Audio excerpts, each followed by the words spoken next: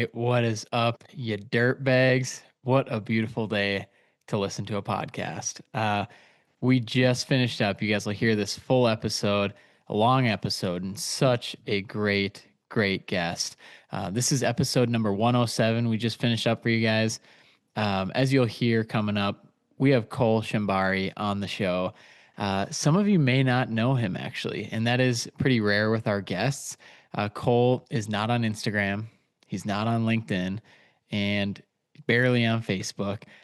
But I was connected to him through Charlie Huff, and everyone knows Charlie Huff. He is the insurance legend, and we talk about him on the show all the time, which I've got a really exciting giveaway coming up in the next minute or two. So Charlie works with Cole, and he's like, dude, you got to get Cole on your show. Here's a little bit about his backstory. And I don't want to give all the spoilers, but what an episode. Cole runs a $3.5 million excavation company kind of in the border of Wisconsin and Illinois. And we just dove into it. And he's been doing it for a long time. In 2011, he picked it back up and has really scaled this thing. But he does things a little differently. And as I say, probably every episode, we want to give you guys different perspectives and different ideas. And I'm going to give a few updates here, so bear with me. But one really exciting thing that I'm hoping to build in the new year for you guys is, as an example, I've had a lot of you guys reach out with specific questions like, hey, Luke, have you ever done an episode on estimating? Or, hey, Luke, do you have any good advice on switching from residential to commercial? Like any episodes you'd recommend? For me, I mean, this is episode 107. It's hard for me to say, oh, yeah, go to episode 42 or, yeah, go to episode 7. And it's difficult to pick out some of the clips and some of the topics in there, right? Because we're just moving forward. So nowadays with technology, our team at Phaser Marketing is building something really cool for the dirt bags that I think will help you guys a ton.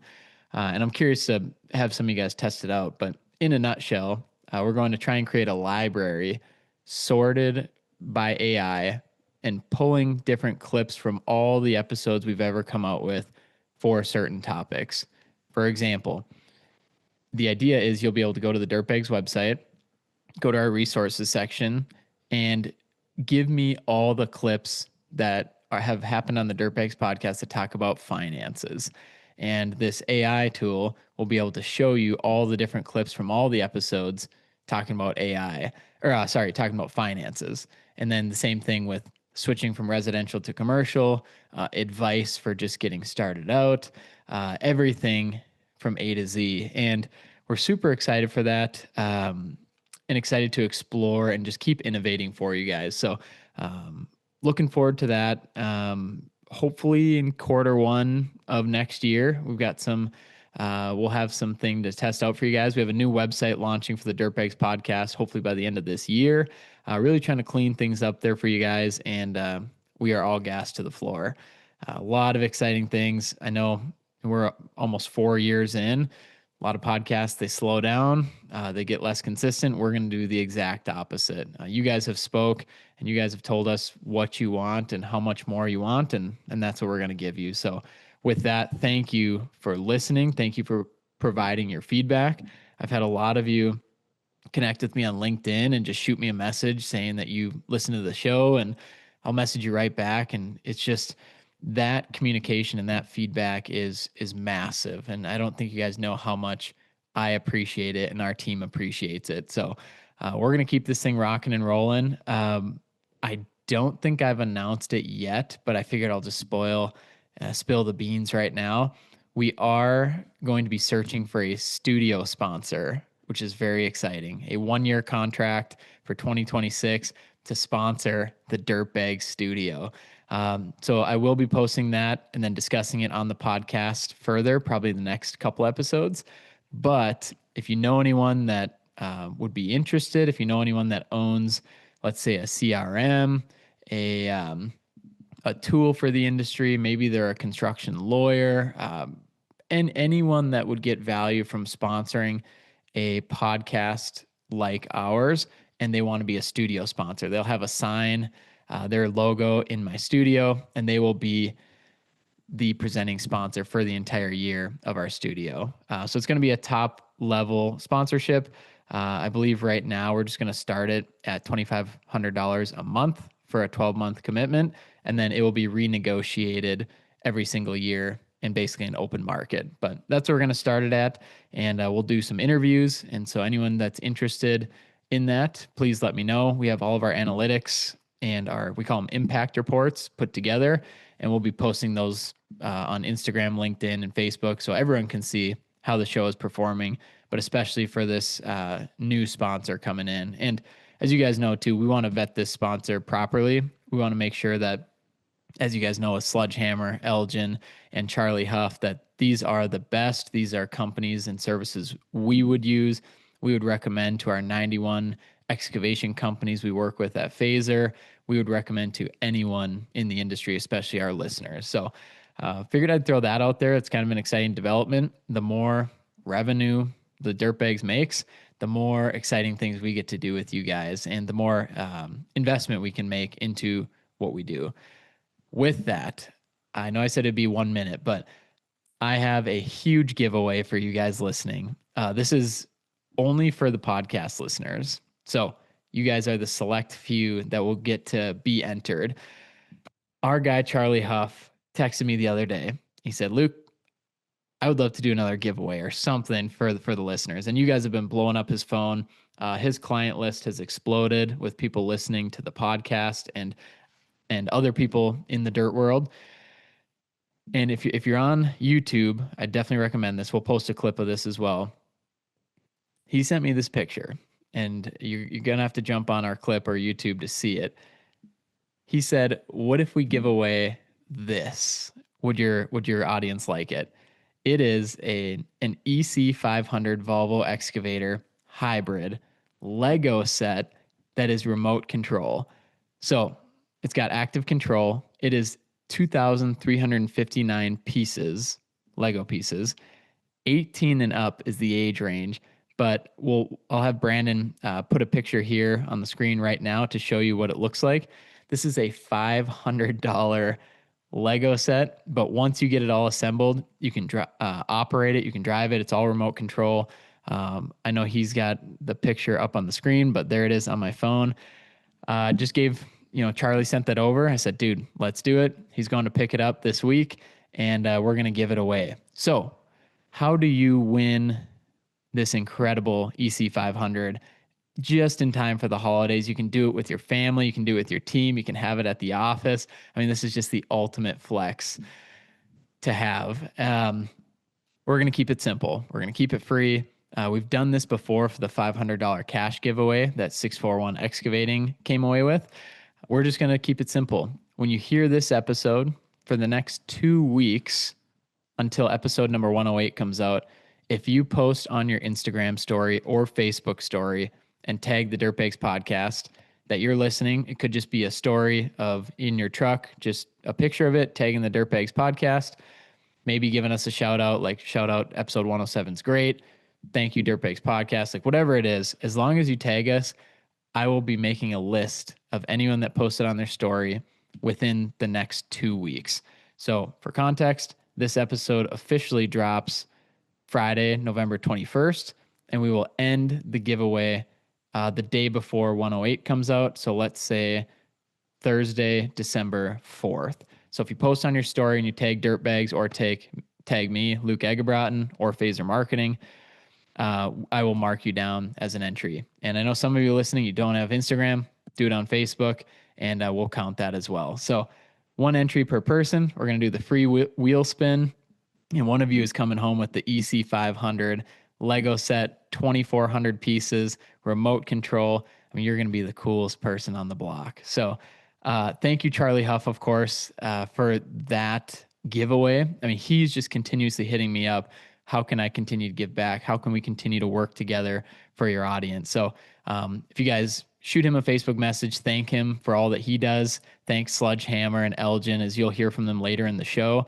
They're just the best. I mean, they're the absolute best, and they do so much for us and so much for you guys. So massive thanks to them. I know we want to jump into the episode here. Couple other final updates I wanted to give you guys. I've been finalizing my speaking schedule, and I know there's a lot of events that a lot of you guys are probably going to. So I wanted to make sure I threw those out here while I had them, just in case any of you are going. Would love to meet up for dinner or drinks or see you at the speaking session. I'll be speaking at the ATA Tent Expo. Shout out to Kyle with NJ Events. I spoke there last year, and I'll be speaking there again. That's in Orlando. That's in January. So if you're going there, let me know. Minnesota Onsite Wastewater Association, the MAWA show, that's in Duluth, Minnesota. I'll be speaking there as well. Shout out to Jake Bell with Bell Excavating, making that happen. I will be sponsoring Mr. Benjamin Holmgren's ground crew again in Arizona. I figured it's 10 minutes from my house. That is the operations ground crew and their workshop that they do. That is with Zach Estes. He's leading that. Many of you guys listening have been seeing Benjamin Holmgren's stuff. He is just top tier. And the people that attend these ground crew events are incredible. So we sponsored the cash flow workshop he did with Scott Pieper in October and met a bunch of great excavation companies and their controllers and CFOs. And when we sponsor it, it allows me to participate in the cash flow workshop. It allows me to sit side by side with all of you guys, run through cash flow models, really learn a whole lot. But then I get 10 to 15 minutes to kind of give my spiel with phaser marketing. And it helps a ton. We signed on to amazing top tier clients, just amazing people from the last one. And we always just want to continue to invest into the industry, invest into Benjamin and what he's doing, and just keep moving the industry forward. So we will be at that one. It's either in Phoenix or Scottsdale, but let me know if you're coming there. I live here, so it'd be great to meet up before or after. And of course, during that ground crew event. It's in February. The Michigan Septic Trade Association. That'll be my third year there speaking. Hope to see anyone in Michigan that's in the septic world. Definitely show up to that one. I'm doing one of my new talks, Build Without Burnout, and that'll be a great one. It's at the casino, so we always hit the blackjack tables before and after. It's a great time. It's a great investment into it. But I know I get to see a lot of you guys there, which is fun. And you also get continuing education credits for your license. So that's a big one. And then Con Expo, baby. We're back. I spoke there in 2023, but I'll be back in 2026. Super excited. If you go to Con Expo's website and you search speakers, you can just search my name and find the exact session. I believe it's in there for Wednesday at 10:45 a.m. to 11:45. I'm speaking on employee retention strategies. And it's a session I've done before, and it's just been a blast. What I do is I culminate 10 of my favorite employee retention strategies from you guys. And so I built out a whole presentation on, it's more of a mastermind, and I'm more of the moderator of, here are the 10 strategies from the top leaders that I've worked with and that I know from the podcast that have given me these strategies to give to you guys. But also we go through the pros and cons of each and also get ideas from the audience. So that'll be at Con Expo in Las Vegas. I can't wait to see all of you guys there. We still plan on doing our Dirtbags meetup. I know a lot of you guys have shot me a message, just shot me a text or a message on Instagram. My personal cell is 218-234-7345. If you want me to add you to our list, we're just creating a running list of people to reach out to. When we have more details, shoot me a text. Let me know you're interested in meeting up, and I'll add you to that list. We're getting ready to rock for a great year. 2025 has been unbelievable. Thank you guys for listening to the show. One last thing too, I'm going to cut our phaser ad readout at the end because I'll just do it here at the beginning, but we're approaching the year end. As I mentioned, our prices are going up. So our normal program right now is about $1,900 a month. You get our full team. We have 21 full-time team members. We only work with excavation, hardscaping, and septic companies, and we take them to that next level. If you're above $600K in revenue, all the way up to $100 million in revenue, we are likely a great fit if you're looking to take your online presence to the next level. We have 92 current clients in the US, Canada, and now Northern Ireland. We're excited to keep expanding. Our data pool is growing immensely, but January 1st, 2026, our prices are going up to $3,000 per month for new clients. So if you shoot me a text, you shoot me a message, you want to jump in now, you'll lock in that $1,900 a month rate forever. We keep you in there forever, and we really take this stuff seriously. We take your business seriously, but we also don't take ourselves too seriously. So we'd love to work with you guys. Appreciate you listening to the show. Appreciate you helping out, reaching out to our sponsors, subscribing to the show, helping out with Phaser, and of course, helping out with the Phaser fundraiser. I think that's enough for the updates. I'm just so stoked to dive into this episode number 107. Super excited to hear what you guys think. As always, send me any feedback you have, any questions, what you thought of the episode, and we'll link Cole's contact information and his description in the description box below the podcast episode. So I think I've talked your ear off enough before the episode has even started. Let's dive into it.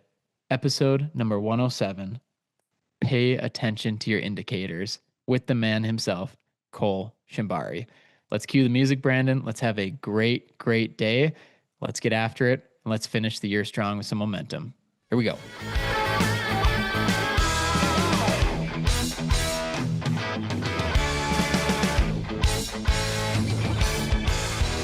All right, you dirtbags, we are back in studio, a beautiful November day, or whenever you're listening to this episode. We got a big one coming. As you heard in the overview, I'm so excited for this one. This is episode number 107. I gotta say, thank you guys for sticking with it. Thank you for listening. If you're a new listener, welcome. This is the Dirtbags podcast. If you've been listening since day one, seriously, thank you so much.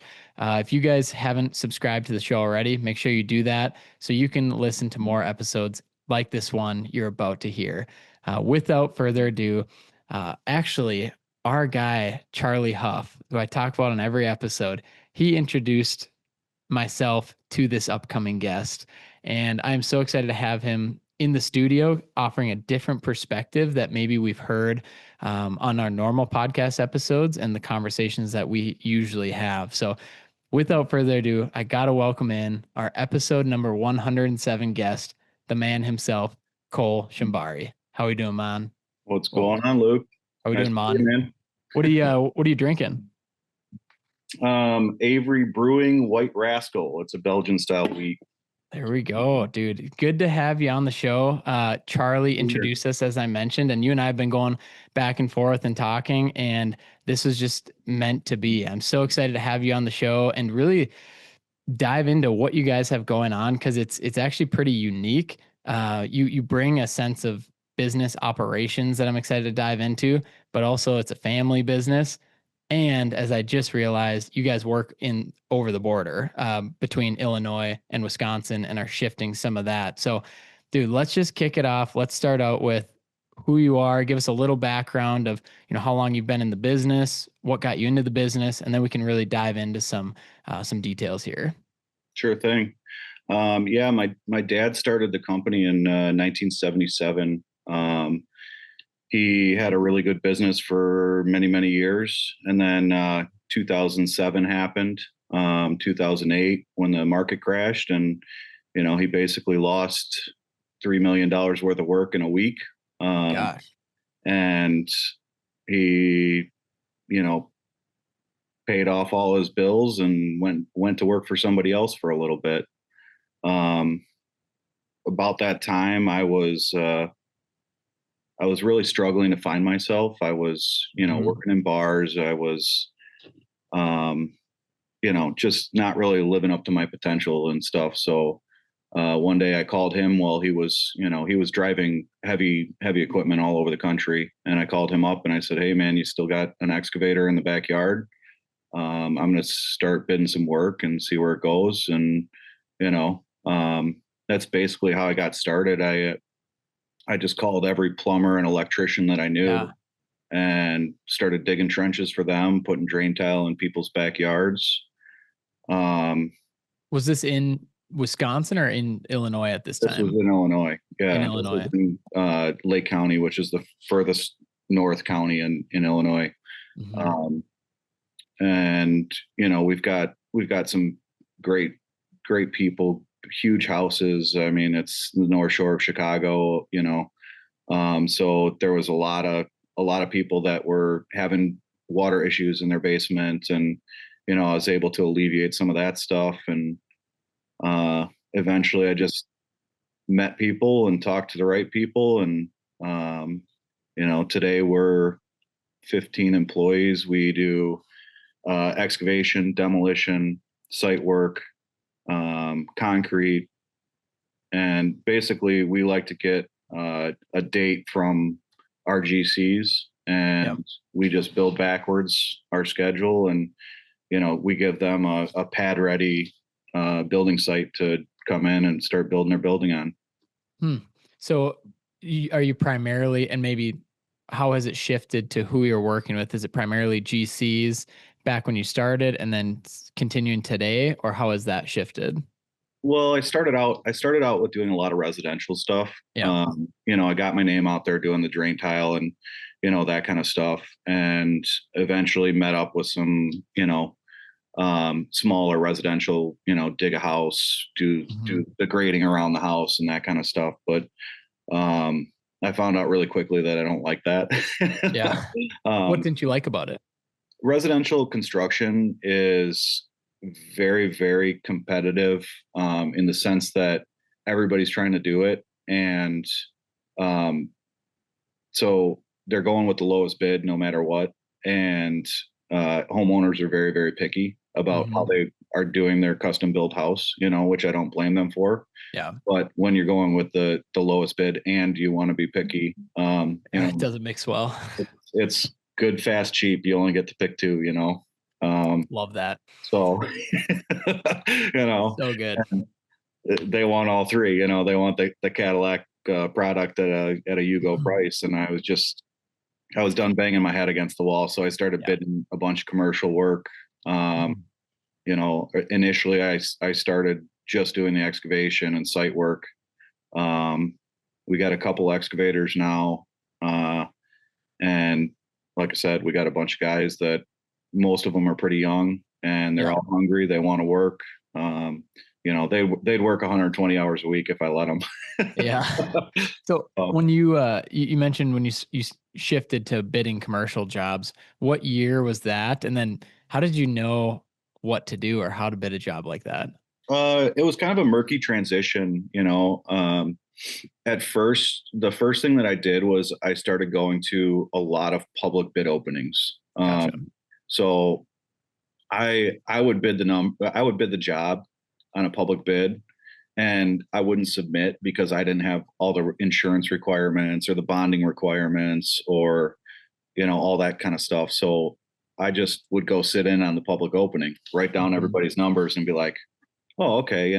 I was within that range of you Sure. know the we call them the top three, but they're the bottom three. The Yeah, cheapest right. three. Yeah. So you know, there was a little bit of that, and then at that time, I was also working for anybody that I could.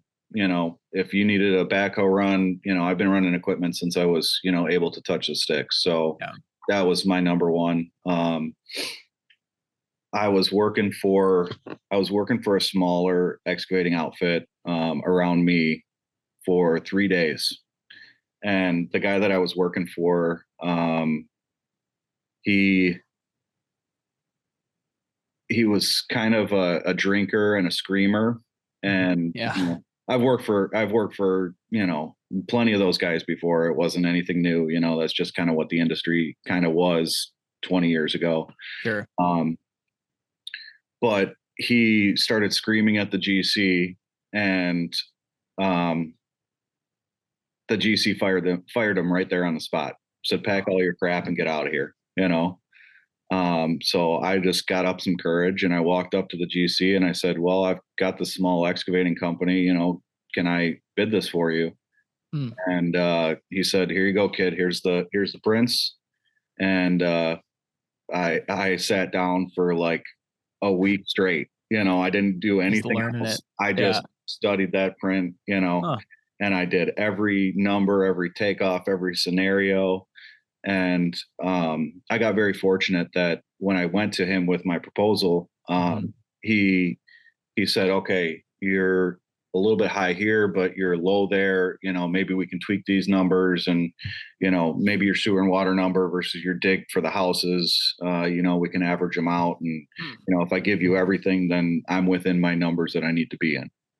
So, Do you think he would have done that to anyone, or do you think he's trying to help you out as well? um, he ended up being a really, really great relationship for me. His name was Mike. He was the type of guy that he'd walk up. We're digging in the city.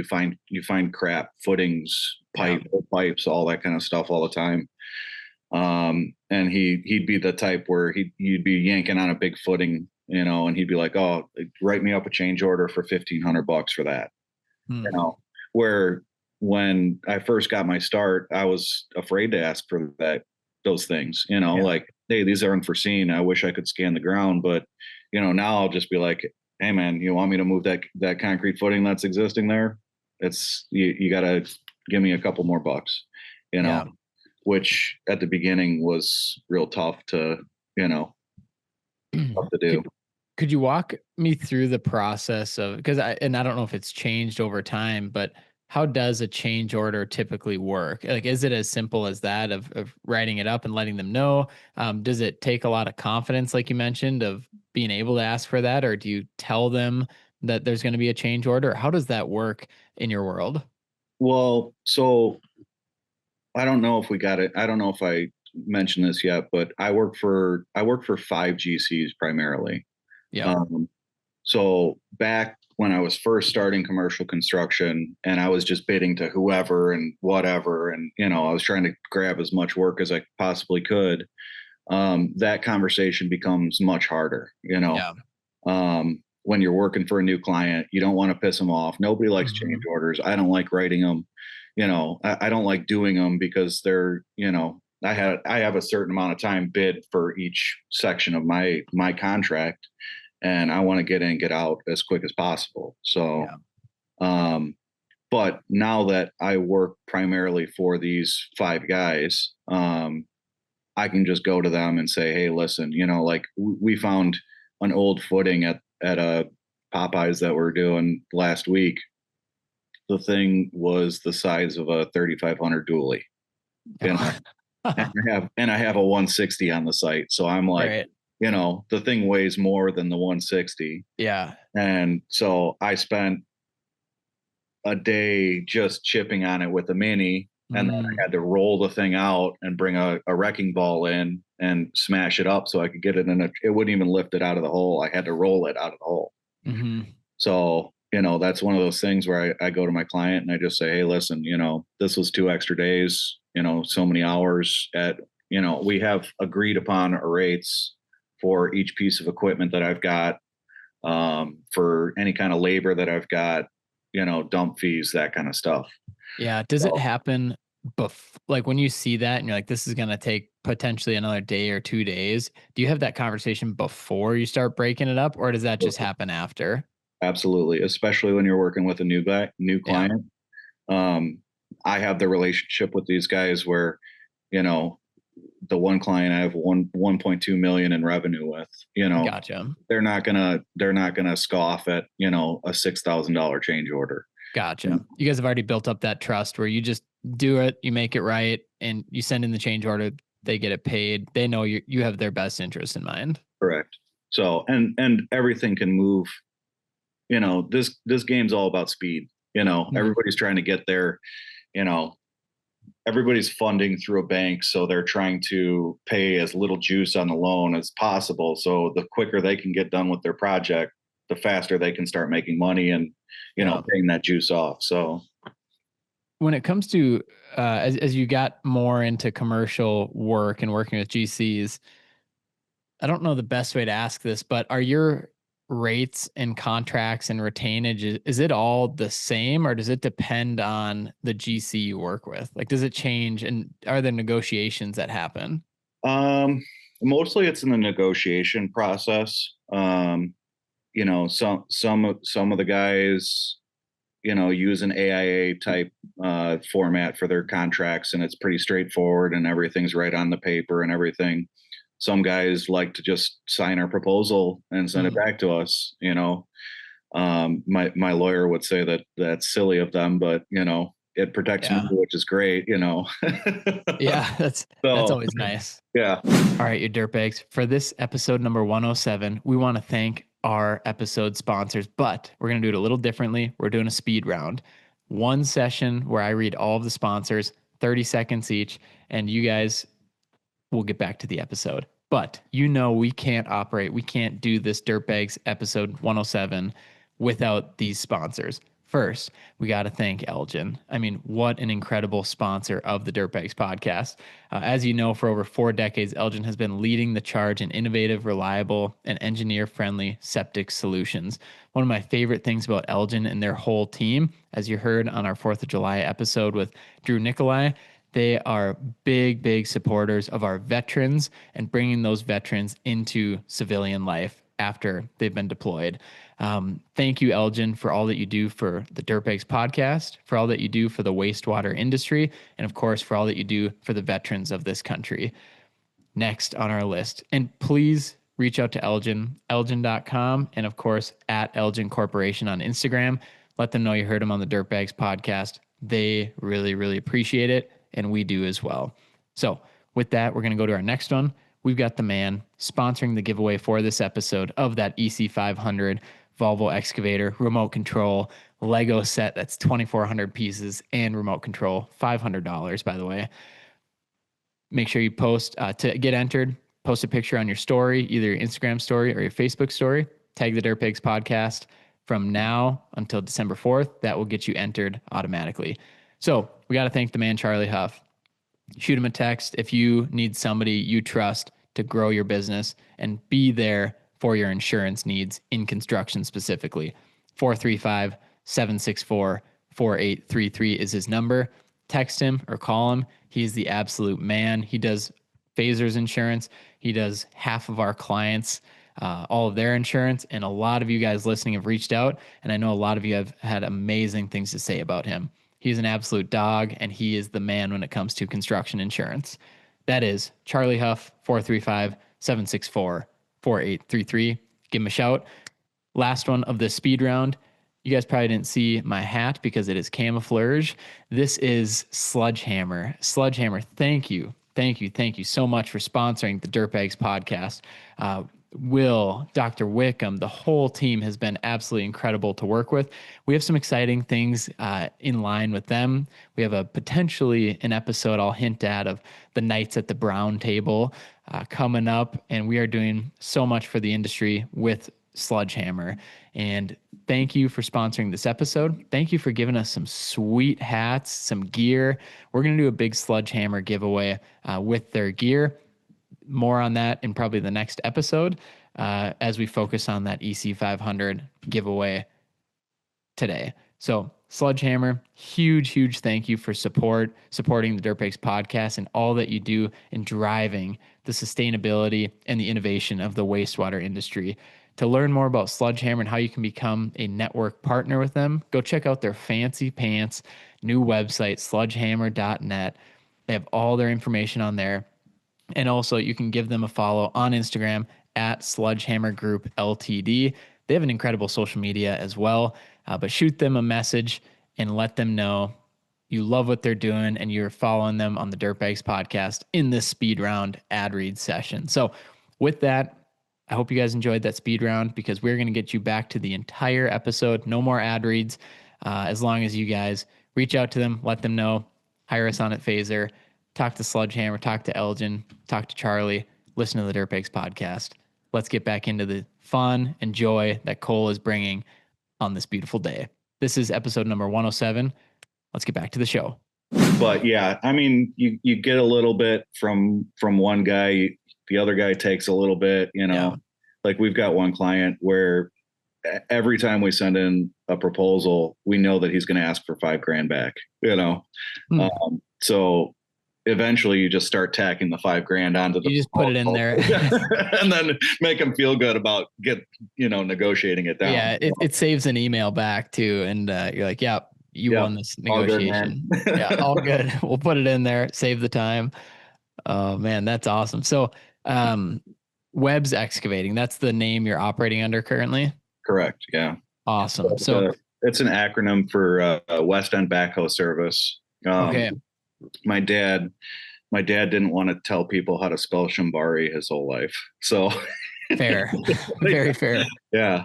So he actually started in the 70s with just doing like pulling people out of snowstorms. I don't know if you have looked that far back, but in the late 70s there was a bunch of really bad snowstorms all the way from Minnesota to Chicago. Yeah.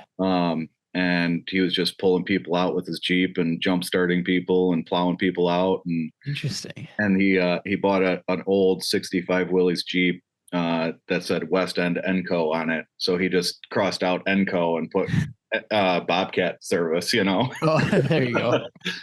Oh man, I love it. And so how involved is the family? If you can give me a picture of that today, how many family members involved, including yourself? Right now it's pretty much just me. Yeah. My dad and I, we have a tough time working for each other, as anybody who's ever worked with family can understand. Yeah. He's been doing something a certain way for 40 years, and I'm coming at it with fresh eyes, different ideas, and honestly, after 2007, 2008, he's very risk averse now. Yeah. Where I'm 37 years old. Yeah. I still have time to make some mistakes and recover from them. So I'm going to do things a little bit different than he will. So that was a real sticking point, for the first like 10 years of the business that I was kind of running the show or whatever. Yeah. Because he wanted to do things a certain way. And finally he just got to a point where he was like, you know what, you're doing all right, kid. So just keep it going, If you could give some clarity as well, because I know there's a lot of people listening that are in a family business, and maybe this is through your experience or through how you'd do it hypothetically, but what does that succession planning talk look like with your father in the company? Maybe yours was a certain experience, but how would you go about it if there's somebody that is 30 to 37 years old, their father is involved, and they want to begin having those talks of succession planning, of taking over the business? Yeah. That was a tough negotiation. I love my dad. He's my best friend. We hang out on the weekends when we're not working, and he's very involved with my daughter's life, and but trying to negotiate how we did a takeover, for a while there, it was pretty hairy. Yeah. He wanted certain things, I wanted certain things.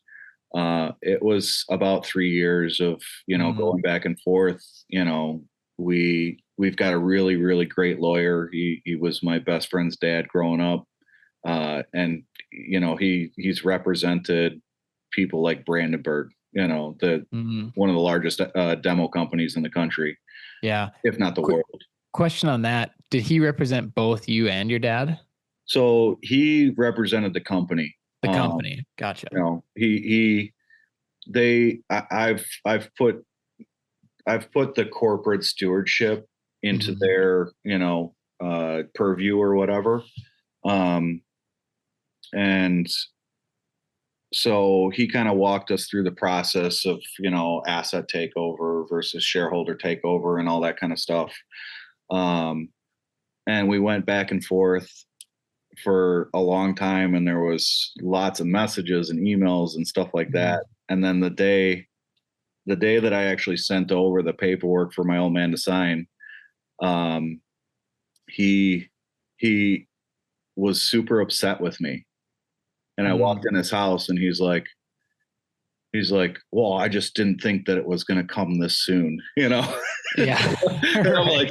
I'm like, dude, you're 73 years old. What do you want? You know? Yeah. Well, and that's the thing too, is that, and everyone listening that's in this situation knows that it's not just the business cut and dry deal. It's the emotional side of things of, this, your dad or your grandpa or your great grandpa started this business, and to let that go when it actually comes to the papers being signed, it feels trite and it feels cold, but really it's not. It's only going to benefit both of you if you agree upon the conditions. So what we ended up doing is, um, this is going to sound goofy, but I made a compromise with him. He wasn't ready to sign it, you know. Sure. But also, like, I have a sister that is not involved at all in the business. She hasn't worked for it. You know, maybe she worked for it when we were kids, couple here and there. She was on a couple jobs, but Hmm. hasn't really gone through the grind of building the business and or rebuilding the business and all that kind of stuff. So, I told him, I was like, whatever you do with your money and your land and that's all your stuff. You decide what to do. I just want the company. Um, so we actually kept him on as president, and the compromise that we came to was I'm now the director, along with the secretary and the treasurer, and Hmm. but uh, so in the event that something were to happen, I can email my lawyer right away, and I have the authority to take him off the company. Yeah. But we leave him on as president, and he's just gonna live it out, and we'll just keep it rolling like that for now. Is that a financial move or just an emotional move, or what? Being president, It's a how does little bit that of work? both. He Yeah. doesn't retain any operational control anymore, but Okay. um it's great for taxes, Sure. um we can split incomes and do all that stuff. We've got a great accountant that takes care of us and all that. um it's it's a lot of bit emotional. Yeah. I know that I'm going to have a problem when my time comes. Oh yeah. I'm not going to want to not going to want to give up. For the past decade, 12 years, I've been working 80 to 120 hours a week. Hmm. How do you give that up once you can't do it anymore? Yeah. And my thing with my dad was really we were digging a 1.3 acre pond that was 26 feet deep, Hmm. and he was loading trucks up top, and I was in our 850 dozer pushing to him, and he was at like 6 minutes a truck. I Mm. was like, dude, I can load that truck in a minute 40, and I have this thing where I'm always looking at time, and I'm trying to Efficiency. efficiency get better. Okay, a 90-degree swing versus a 120-degree swing, and stuff like that. So, I kind of eased him out of the excavator and into the dozer because I knew that he could keep up with me in the dozer. Yeah. Um, and that was kind of like a sad moment for me when I just realized he had lost a step, Hmm. and maybe he had realized long before that he had, because, we growing up, everybody that I knew told me that my dad was the best operator they had ever seen. Yeah. So, um, I had some pretty big shoes to fill when it came to that. Uh, but also after reading the E-Myth book, I'm going to throw it in there because I know So good. We'll talk about it earlier. That's okay. I've got other things that I need to be focusing on rather than being in an excavator every day. Like Yeah. today I was in the shop, helping starting to rebuild some stuff that broke this week, and I kind of just jump all over the place, and wherever I'm needed, the guys will see me grab a trowel and start finishing concrete, and Hmm. I just wherever I need to be, that's where I'm going to be. you know. Yeah. Yeah. And I mean, since you brought it up, we might as well talk about it. I've talked about it on the show many times, but the book, The E-Myth Revisited by Michael E. Gerber, talk to me about when you first read that. Because for me, I had a different business name and then I read it and I scrapped everything and changed it to Phaser Marketing. So how did you come about finding it, reading it, and then what has it taught you to this day, and when it comes to running your business? Well, so my lawyer actually gave it to me, and What a like I guy. said, my lawyer is my best friend's father, Yeah. and he's been a great mentor throughout this whole journey, throughout the whole process. Um, he's built a very successful law firm in the city of Chicago and Wisconsin. So when he talks, I listen. Sure. Yeah. And one day he took me out to lunch. I was supposed to take him out to lunch, but he was like, "No, I got this kid," you know. Yeah. And he handed me this book, and he's like, "I really want you to read this. You're just getting stretched in every direction, and there's Yeah. no way that you can continue doing this if you want to continue growing." And at that point, I was probably 1 million in revenue. Yeah. Um, and man, I was just I mean, I still burn the candle at both ends and in the middle, but now I just am focused in different areas of my business versus being the guy in the hole shoveling. So Right. Exactly. And I think too, it's just there's levels to it, right? And business is more of a journey without an end game. And um what I like about the E-Myth is it helps at least give you clarity of where you should be in the business. And that doesn't mean you need to be the entrepreneur.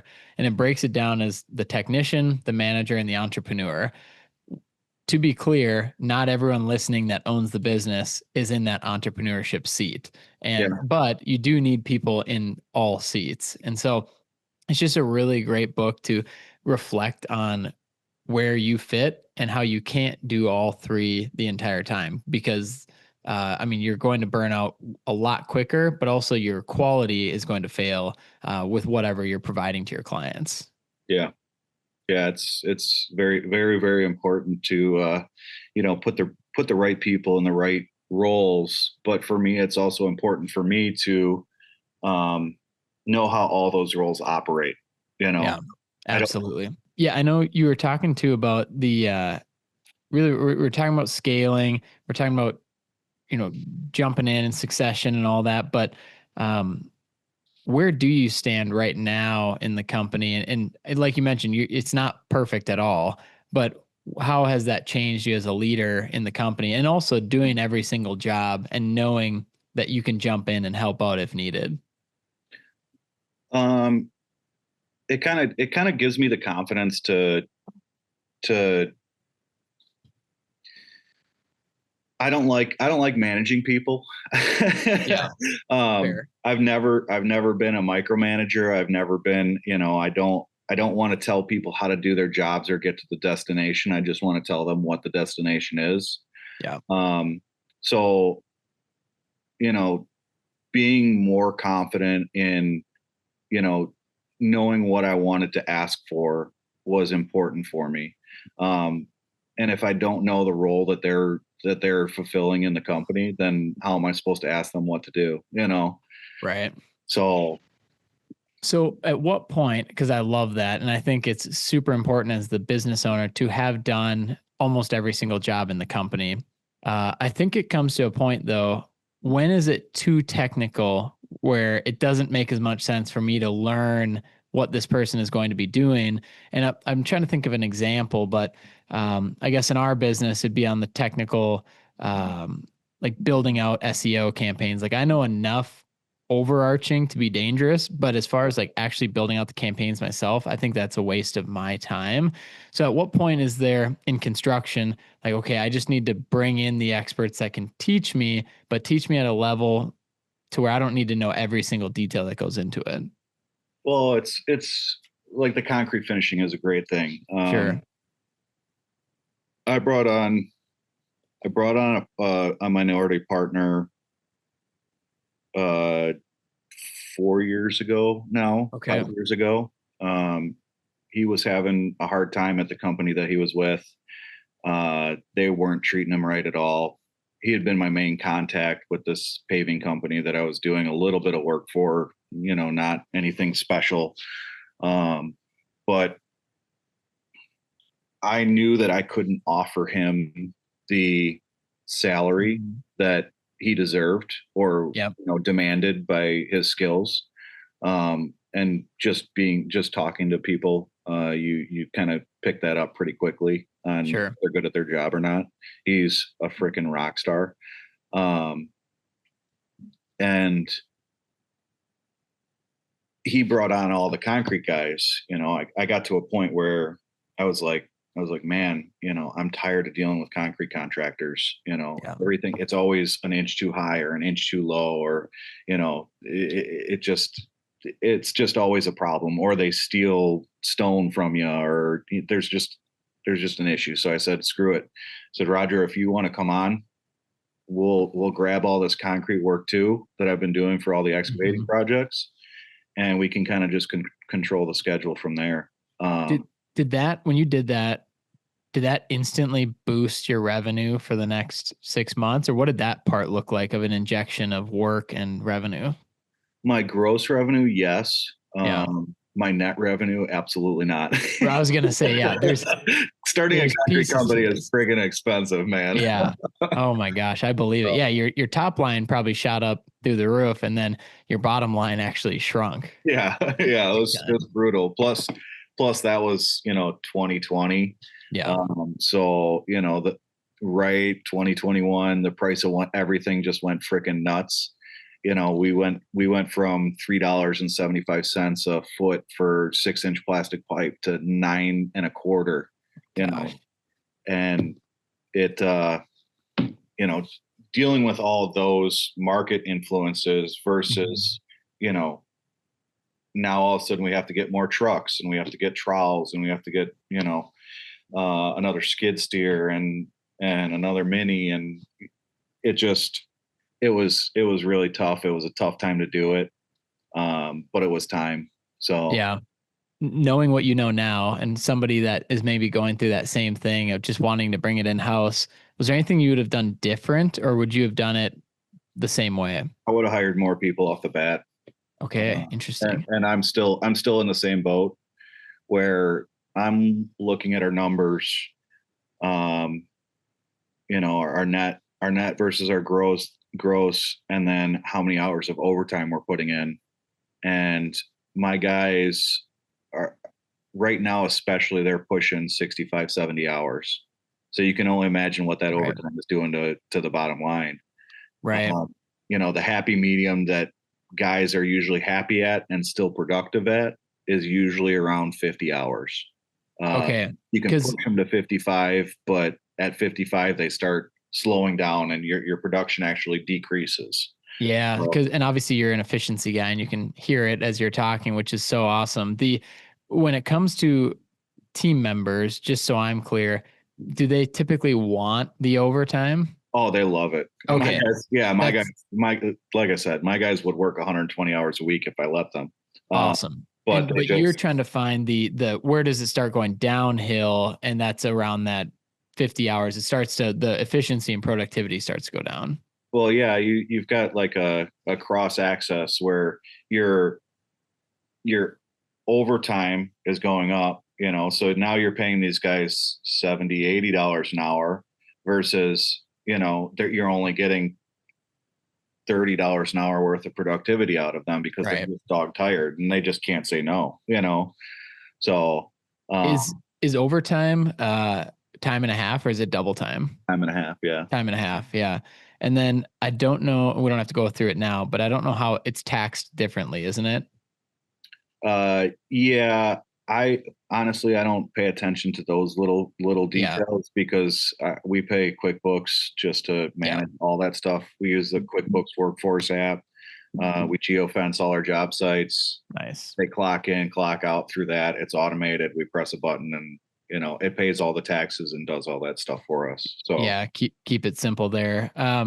When you mentioned excavation, concrete, demo, site work, when you add a demo, was that just kind of already in there, or did you have to change a bunch of things like your insurance for it? Did you have to get licensed in a different way, or what was that process like of adding in demo, or was it always in there? Demo was always in there. So of any of the trades that that we perform, I am a demo guy. Mm. That's where I really shine. I've never lost $1 on a demo project before. Okay, I love that. Um, so excavation, we've made some good money. Sewer and water, I was getting killed, so I was like, screw it, Mm. I'm gonna sub this stuff out. And then demo is really where I shine. Charlie does not want me to say that because I'm a site work contractor that I really don't get as much demo as I would like. Yeah. But no, I mean, I really like everything about it. I like dismantling things and looking at them from different angles, and Hmm. um, it's really it's really precise work when you're in an Yeah. excavator. Because if you're not precise about it, something bad happens. Hmm. So I really enjoy that part of my business. But as I said, I wish that there was more of it, but Charlie won't let me do it. So Yeah. Well, I mean, we got to talk about him. So obviously, you're talking about Charlie Huff, our insurance legend, for the Dirtbags podcast. You've been working with him for a while now, and he was the one who introduced us together, and that's how we got to this podcast today. But when did you guys start working together? And I would love for you to talk more about the partnership that you guys have, because yeah. it is so similar to what we do in at Phaser of like, yes, we do your digital marketing, but we're a trusted partner long term. So when did you get in with Charlie, and what does he do for you? So I actually got in with Charlie a couple months ago. Um, the first 10 years of my business, I had another really good friend's dad um, as my agent. And we got to a point where we outgrew what liability he wanted to take on. Hmm. So for the past like 4 years, 3 or 4 years now, I've been bouncing around from insurance agent to insurance agent. And I actually looked it up on Facebook in the excavation business owners, there's a subgroup. Um, yeah, my friend's dad, we grew to a point where he didn't want to take on the liability anymore. And um, I bounced around from insurance agent to insurance agent the past couple years, and just never found somebody that I trusted or liked or didn't think was overcharging me, or Yeah. wasn't helpful during audits and that kind of stuff.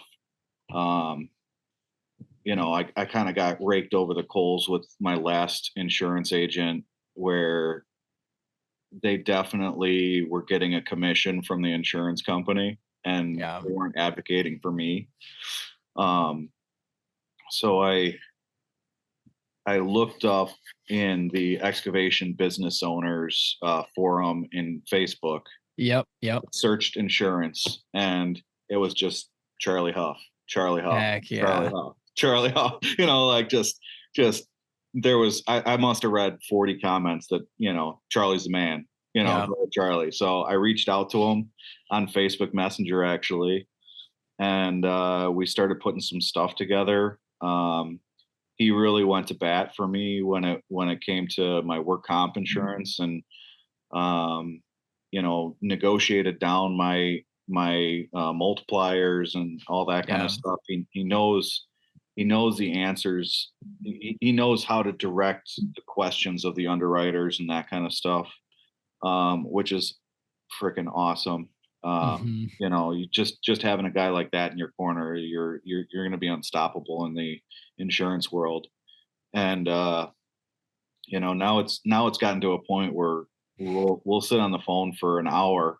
3 minutes of that is insurance talk, and then Insurance. the rest of it is we're just talking about life and business, and where we want to end up, kids. I was hanging out with his kids the other day, Yeah. and it's just cool. It's nice to find like-minded people like that, and there's a lot more to owning this business than, hey, I'm here to work every day, 100%. There absolutely is. And what I really like about that situation is he can compare and contrast with other excavation companies that are bigger than yours, smaller than yours, and the same size as yours in different states in the country. And that's why, like we talk about all the time, like niching down is so important. And that's why we only work with excavation companies.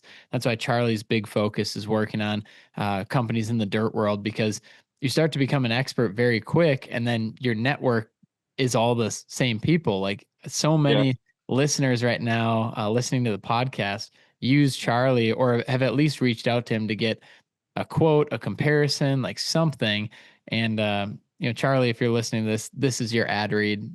I'm not going to do another one separate from it, but if anyone's still listening, shoot him a text 435-764-4833. That was yeah, Cole. He's just been such a great uh, friend of mine as well, and it's been really fun to. It's funny because he's really a big driver of what we do on the show. Like he gives me a lot of ideas of what we should do for giveaways. He's always listening. He's always getting reached out to by guys, and he's doing a big. We're gonna set up a big giveaway with him for Christmas, and it was all his idea. And it's just really cool when you have somebody that's so bought into the industry as a whole, but Yeah. then has an insurance agency that can actually help when somebody needs it. So it's Well, he's I think he's an amazing guy. it's a brilliant business model on his part. Not that I'm saying that everything's about the business and all that kind of stuff, but for me, I wanted somebody that was going to advocate for me, Yeah. and I wanted to be able to feel that.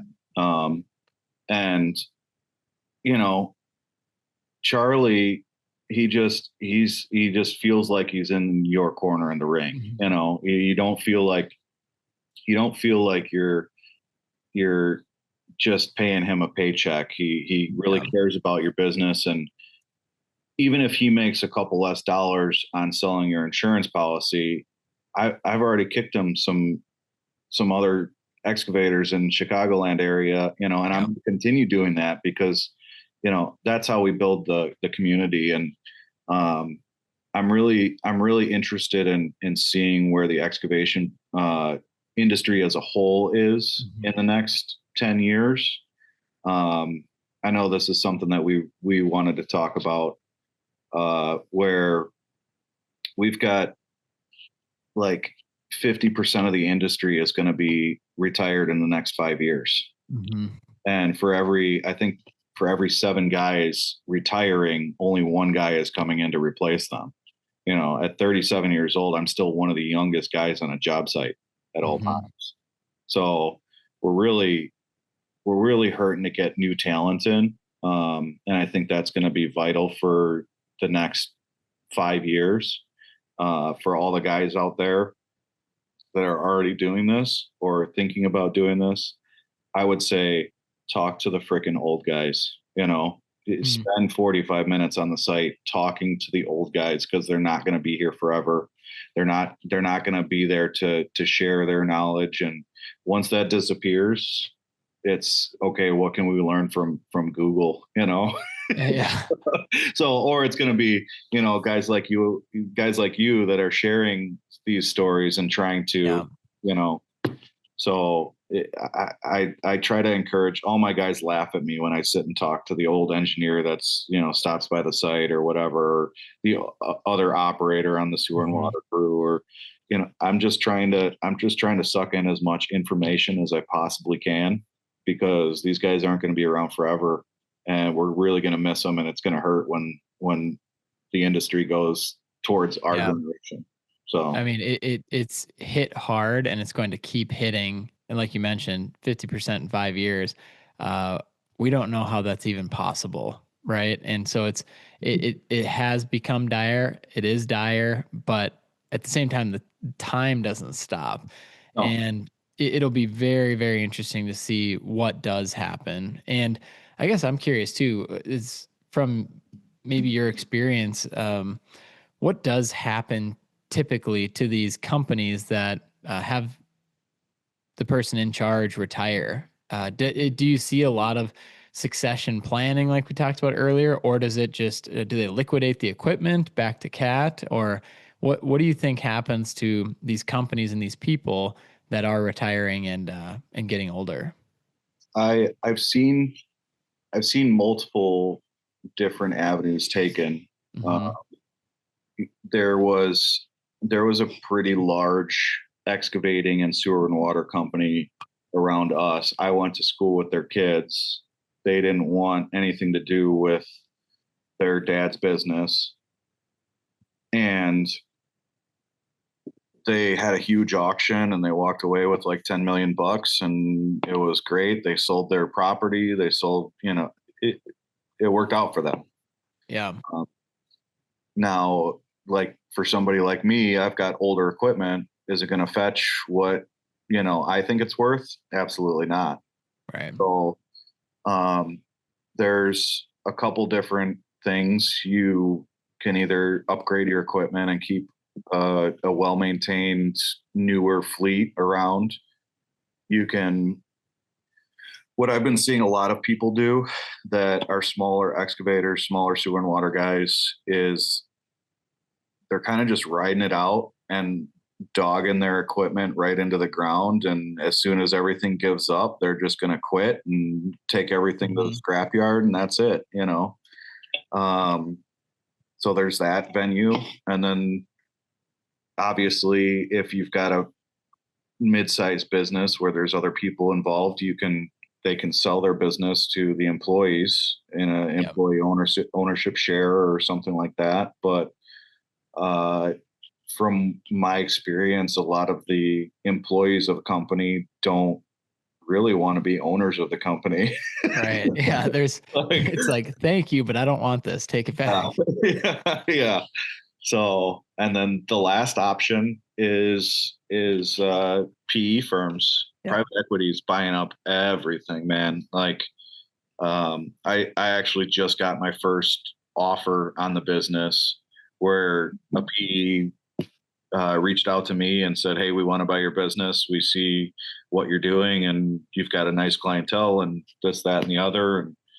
And I was like, "Yeah, that's not quite what I'm looking for." You're If you had a couple, 37. Yeah. I mean, there's other things. I'm right now. I'm involved with probably 5 or 6 different businesses. Mm-hmm. I don't just do the excavating and concrete stuff. I've also got a nursery on my property that we're starting to. I'm kind of partnering with a guy that does that. My girlfriend works with him. Um, I'd like to do. We've got my business partner Roger has another company that He's going for minority status with. Mm-hmm. He's Mexican. Um, Actually called Dirt Gang. So I thought Okay. that I can We say. won't come after you guys. So, but we also have a really nice shop space, and we want to Yeah. start building some cool cars and cool service trucks. So my thing is like I want to continue growing businesses that are Mm-hmm. supplemental to my primary business. Yeah, man, Um, I think you just answered my question there. I was just about to ask, what does the next, let's say 10 years or 13 years when you hit 50, what do you think you'll be doing? Do you think you'll be running 10 companies that all supplement each other? Do you think it'll be 1 or 2 companies? What does it look like the next 13 years? um, I I would like to have I would like to grab a little bit of the landscaping, uh, Sure. not only on the installation side of things, but on the maintenance side of things. Mm-hmm. Um, Whatever projects we do development on, I would like to not only Finish it. I would like to finish the project, but then I'd like to have that reoccurring capital of go mow the lawn, put the mulch down, Yeah. weed the garden boxes, that kind of Snow? thing too. Man, Huh. I freaking hate snow. Yeah. Love, hate. No, not a love. There's just Yeah, no just love. all hate. Yeah, just all hate. So I've been plowing snow since I was like 12 years old. I was plowing Yeah. at O'Hare Airport when I was 12. No Uh, kidding. so there's no way that nobody's supposed to know that, but Yeah. it's been so much time now, so it doesn't matter. Yeah. But, so I tried for a couple of years to do snow removal through my business, and I just got tired of it, man. It's super tough on equipment, and you spend all summer chasing down money. You know, Yeah. people just don't want to pay you for snow removal. So what I've been doing the past 10 years is I work for a national snowplow, or I've worked for a national snowplow company managing uh, intermodal terminals in the city Hmm. of Chicago. So I stick all my guys on snowplow, and Hmm. that's how they supplement their off season. And it's not your equipment. Not my equipment. Interesting. It's all brand new equipment. I work for somebody else. When something breaks, I say, come fix it. You know, Yeah. How do you get paid? Does your business get paid from that, or are you just 1099 contractors, or? um, e- yeah. So each one of the guys is a 1099 guy for the snowplow company. Hmm. So they have to kind of manage their own income and Right. understand that there's taxes that have to be taken out of Got to it. pay your taxes. You're like, man, I'm making so much more than I Everybody's got thought. to pay their taxes, you know. Even Yeah. Capone got caught with taxes. So, um, but yeah, I have, as far as my portion of it goes, I've had them pay the company for the past 10 years, Yeah. and uh, that works for everybody. My accountant doesn't seem to mind it. So, Hmm. um, but I actually told them that I had had enough last year. So Okay. I'm kind of free agenting this. Okay. You're fielding offers right now. Who uh, wants them? So, you know, like I hold my union card. Yeah. So I've got a couple buddies that are at different union companies. They're like, well, yeah, we'll just pay you the full union rate and you come sit in a loader and don't have to answer your phone. And I'm like, that sounds freaking great. Man, that sounds, because do you like that part of it, just plowing snow, or which part don't you like? I love being in a machine, man. Yeah. Anything that I can be in a machine, I'm going to pick that over answering my phone any day of the week. Right. Um, so I really love snow plowing, the actual work of snow plowing, but But it's everything that comes with the business side of it that is just a nightmare. it's a freaking nightmare. Yeah. And then you have to worry about different snow triggers and getting to this contract and getting Hmm. to, you know, it just, I've got enough problems of my own. So I told the owner of the snow company, I was like, listen, I, I don't need your problems to become my problems. I've got my own Right. problems. So Take your problems back. I'm here. I'm here to do the job, you know, Yeah. and I'll get you the 15 to 18 guys that work on my crew, Mm. but you got to take care of all the operational stuff. So Yeah. So with your guys, are they technically free agents too, or will they still work for the same company? they'll still work for the same company. The way I had it set up, that those train terminals in the city of Chicago are zero Mhm. tolerance. So Gotcha. when they call, you're there and you're getting paid. Yeah. So it's great for them. They can refill salt bins and Yeah. free salt walks and all that kind of stuff. And it's really not mind. It's just kind of mind numbing work that they can be on the clock, be getting Mhm. hours. They're happy with that.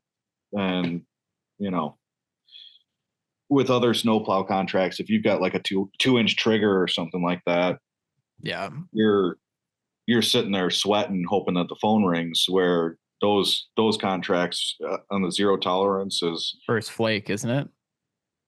pretty much as soon as there's any chance of precipitation Mm. in the forecast, you know, they want you there an hour beforehand. So, Okay. which it works out for the snow company because they're billing as soon as people are on site. Yeah. It's out for the client because they don't have to wait for somebody to drive in the middle of a snowstorm.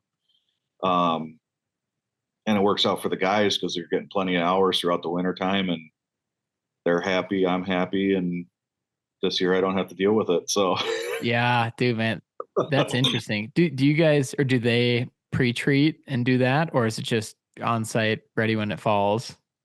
it depends on what the snowstorm is. You know, we get so many different types of snow in Chicago. You know, it could be an ice storm, it could be freezing rain, it could be we get 15 inches of snow, we could get 10 inches of snow over 24 hours. Yeah. It just you never really know. So it's great for the guys. Like I said, I'm glad I'm done. I'm done with snow.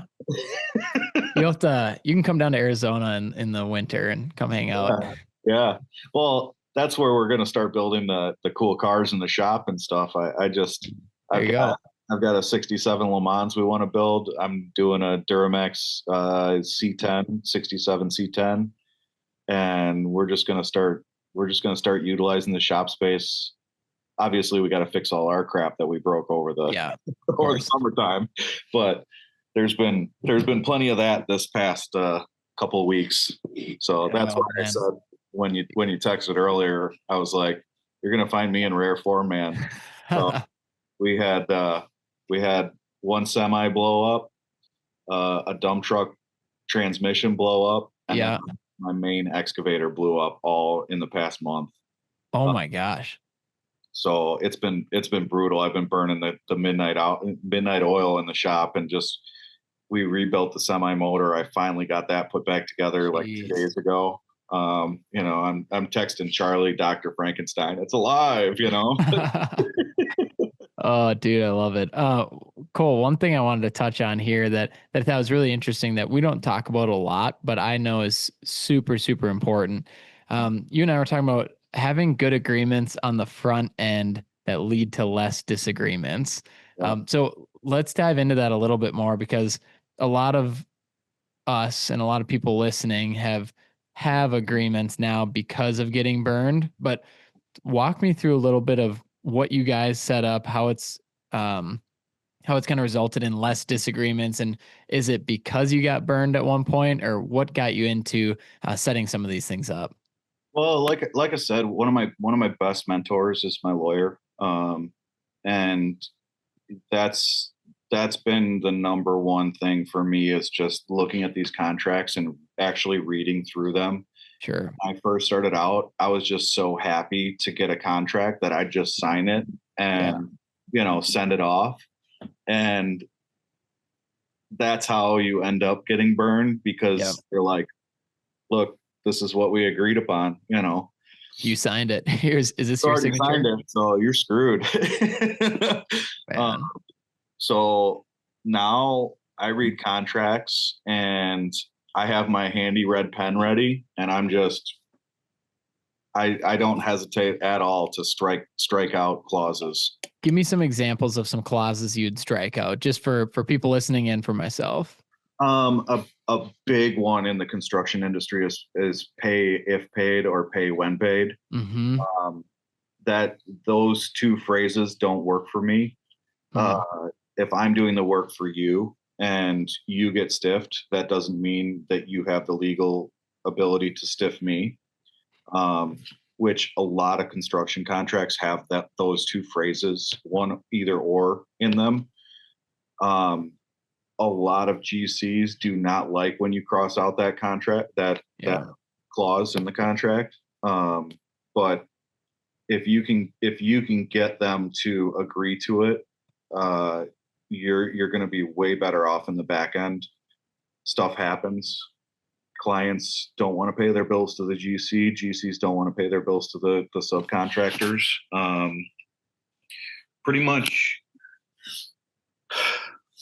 it's kind of just a feel thing now. Mm-hmm. Um, I can read a contract and know if something smells or feels or sounds icky. I don't Mm-hmm. know how else to say it. It's there's some ways of wording things where if you don't like the way that it's worded, it's better to talk about it before you get the job than Yep. than to hope that everything goes 100% well. And then it's you're kind of, your hands are tied, you know. Yeah. Do you have your own contract that you send, or do you let them send it to you, or how does that work? Most GCs have their own contract. Gotcha. Um, so when dealing with on residential projects, you're going to find that a lot of GCs are pretty much disorganized. They are just flying by the seat of their pants as well, you know. Sure. Yeah. Um, so those guys, most of the time, they'll sign your proposal. You just put a line on the bottom, and the GC will sign your proposal, which is great. You make sure you have all your clauses in there about, paid after 30 days, or however you want your pay structure to be.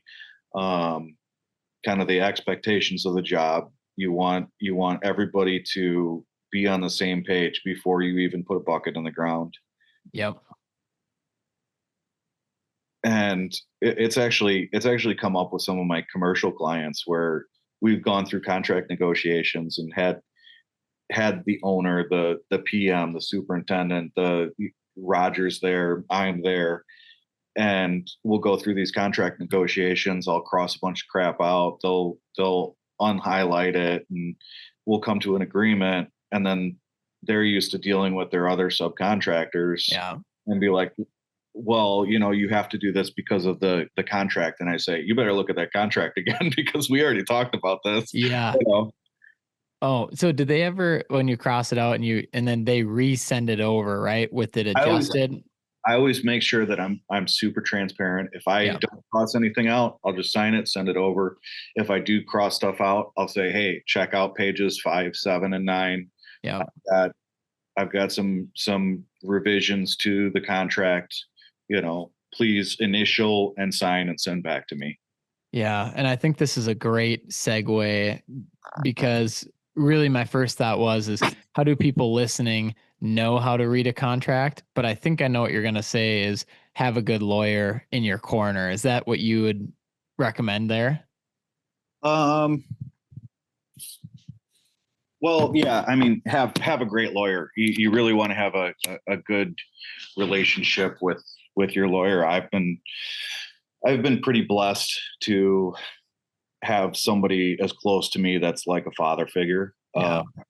But I think it's important to, if you don't have that, or if you don't have someone to back you up and look at it, just really take the time and read it, man. Hmm. It's pretty self-explanatory. If you don't understand a language, look it up on Google. There's ways to do it where you can spend your time, if you're not flush with cash, to pay a lawyer, $1,000 to look over a contract for you. And most lawyers, even my lawyer, will be like, hey, listen, how detailed do you want us to get here? Yeah. Do you want us to go through and nitpick every little thing? Because you probably won't get the job if we do that. Exactly. Yeah. And I think having that human element too, or that partner aspect of, hey, we know where you're at. Like, this is what I would recommend we do. Yeah. But also, we can go deeper, further into it, but you're probably not going to get the job. So, having a little bit of understanding of your business and probably a little bit of the industry, I would say definitely helps. Yeah. Well, and there's some things that GCs are just not going to budge on. They're Hmm. they've gotten burned before, and they Right. need to have that clause in their contract.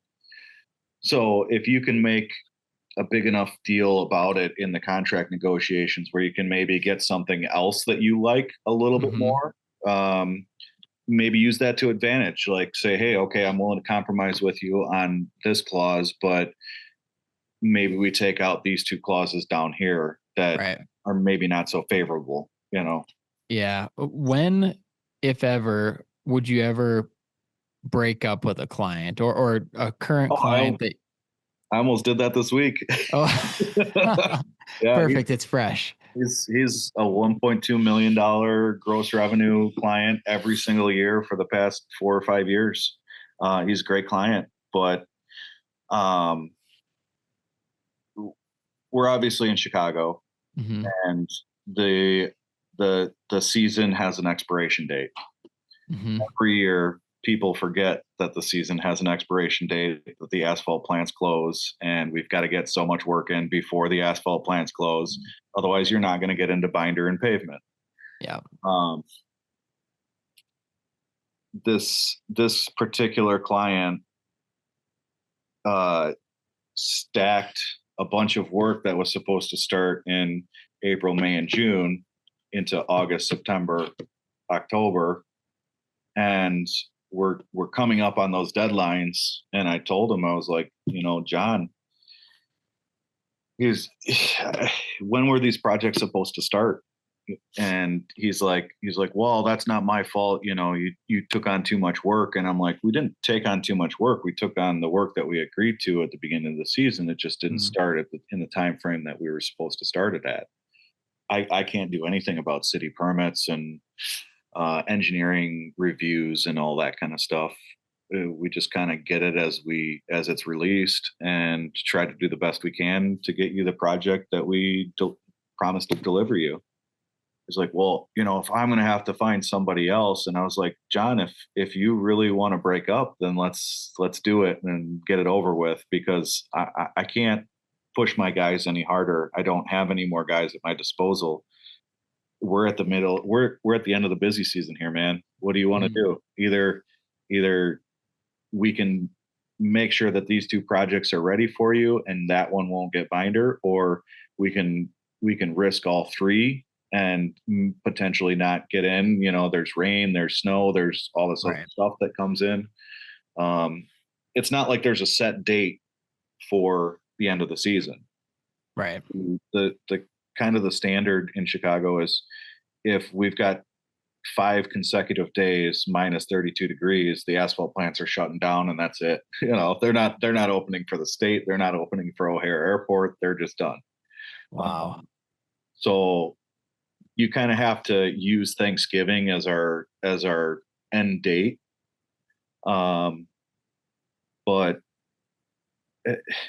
he kind of, at the end of the conversation, was like, yeah, I know that we pushed these projects too late into the season. And we came to an understanding, and he was just like, listen, dude, just push those two projects, and then if this one doesn't get in, then we'll talk to the client and maybe Yeah. do all the pavement and concrete, which we can still get done this season. There's not a problem. We can pour concrete in the cold. It's just a little bit more expensive.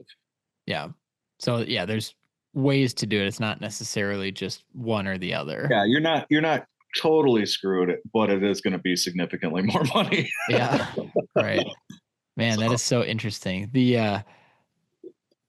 And I appreciate you sharing that too, because I think that's something we forget. And what I've noticed is a trend in this conversation of, you can't let everyone else run your own business. And at some point, and there's some give, there's some take, but at some point we have to take the reins and run our own business and have your own ground that you're going to stand on. And a lot of times too, people will accept that. If they don't, they might not be a great fit. But early on, it's a lot harder. But as you grow and as you scaled like the way you have, has it gotten a little easier to hold your ground of what your standards are? And like you mentioned, with the contract, with the team, with knowing your guys, like, has it been a little bit easier the more years you've been in business? yeah, 100%. As much as I don't want to admit it, and I'm not a bashful guy, like I'm kicked out of all Union Pacific properties in the country. We can talk about that later, but I don't pull any punches. I don't, it's, I'm going to tell you exactly how I'm feeling in the moment every time, and you don't have to worry about not knowing around me. Yeah. um, I diminished myself a little bit at the beginning, in that I was afraid to tell a $500,000 client, no. Where now I'm just like, you know what? I have a great reputation. I want to do the best job possible for my clients, and do it in a way that I can still make money. That's the important part is I'm in business to provide for my guys and make sure that we're going to be successful and have, another season next year. And Yeah. if I did everything the way that GCs want me to do things, I wouldn't be in business anymore. It just, there's no way around it. I can't make guys grow on trees. Yeah. If I could figure out how to clone myself, that'd be great. We don't need more Coles running around. Well, yeah. I mean, the world would be screwed, but I'd be so pretty. So, Cole, one piece of advice, somebody starting or even running an excavation company right now at $1 million in revenue, maybe a few team members right now, they want to grow, they want to scale. What is one piece of advice you'd give them of what they can do or what they should do, or even what they should look out for as they plan to grow? My main piece of advice there would be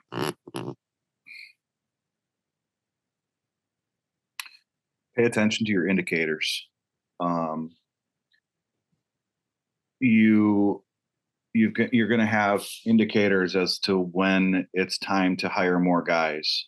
When your guys start hitting into the overtime hours that I'm talking about, those 60, 55 or above, as soon as you've got multiple guys hitting that much overtime, you want to hire another one or find the right guy to, kind of supplement that.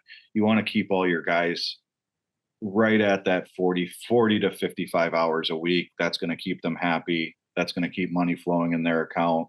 They're going to do a great job for you. They're not going to be dog tired. Finding guys is one of the hardest parts about growing your business. Finding guys that you can trust. As far as scaling your equipment, if I rent something 4 months out of the year, I'm going to buy a piece of equipment, and when I buy a piece of equipment, like my 160 size excavator, which is like a 36,000 pound machine, was my bread and butter for years and years and years. And I needed another machine because I was starting to rent machines. And then I was over here doing this and, had this machine over there. I jumped up to a 55,000 pound machine. At the pond job that I was talking about, I was using the 55,000 pound machine. The head gasket blew on it, and I needed a machine like right now. I just so happened to find a 75,000 pound machine.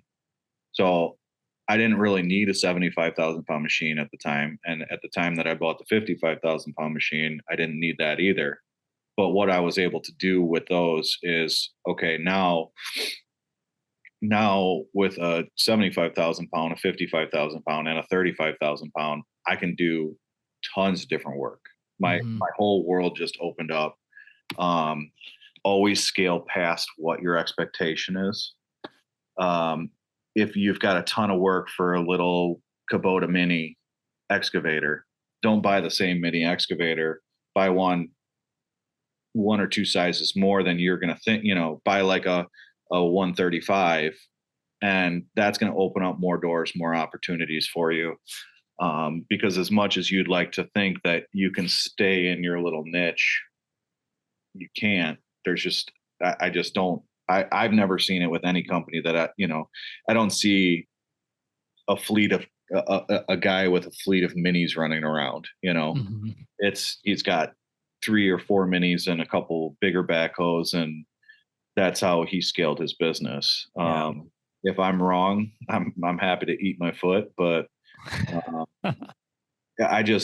you don't want to pigeonhole yourself, or at least I don't want to pigeonhole myself in one specific service for the rest of my life. Some guys do great in niche markets. For those guys, I say, keep it going, man. But also, I'm like so ADD that I just get freaking bored, and I need to go on to the next thing and do something cool and do something different and build something new. And So my whole philosophy on the business is just,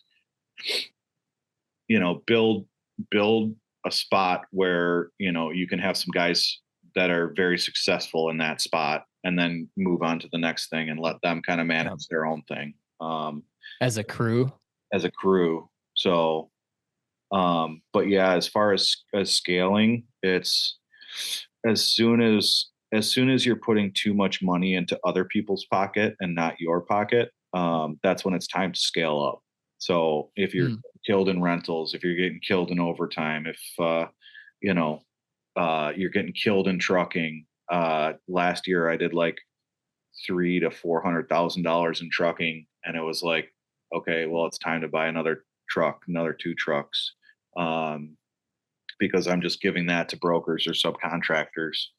Um, if it's something for me, like I don't want to do the sewer and water anymore. I have a Mhm. really, really great dude that does the sewer and water for me.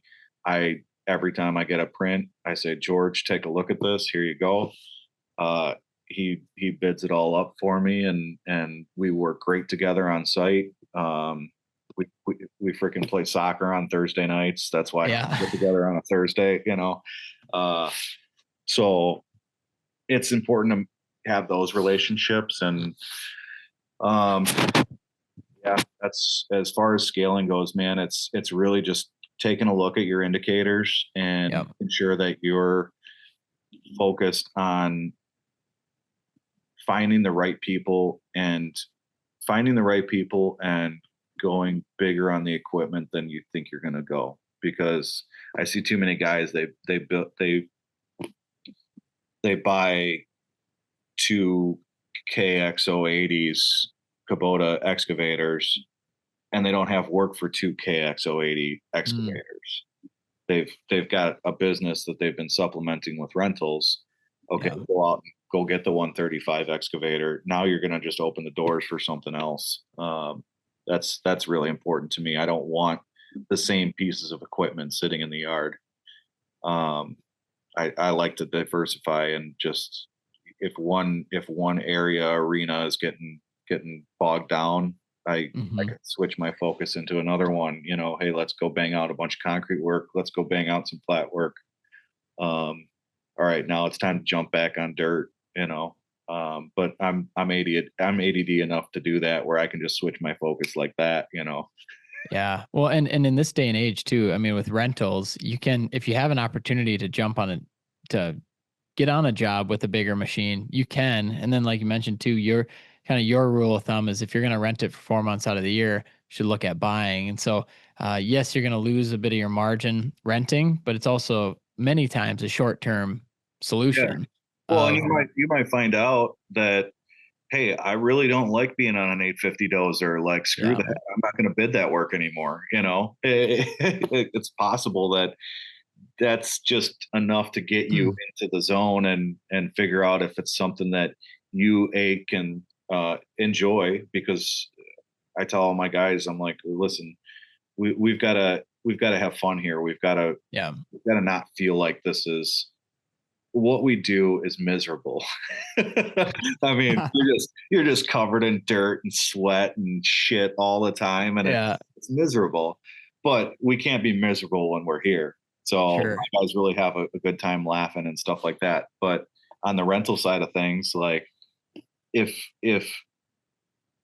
like I'm not, my favorite machine isn't a dozer. I don't spend a lot of time on a dozer.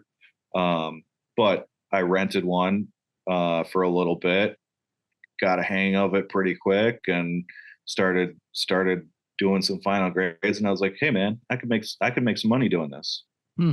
You know, uh, because A, I'm not miserable every day when I'm sitting on top of this dozer, and B, I'm actually pretty good at it. So you could not be miserable. You could like being on a dozer, but you could be shit at operating a dozer. So, Right.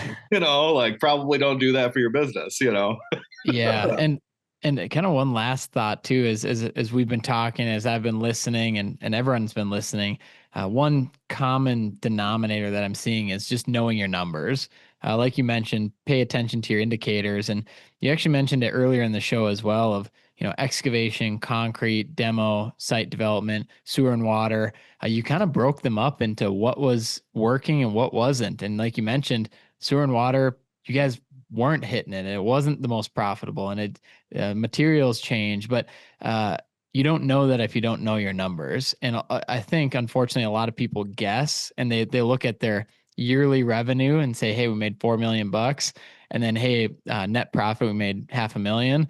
But we need to divvy it up further into these divisions of what do we want to keep doing? Like, what does our concrete division look like? Demo, excavation, site prep, and then that takes time. It takes intentionality, but it takes knowing your numbers. And I know it's not easy. Most of us entrepreneurs aren't accountants, but there are numbers we need to know as business owners to make decisions for our company.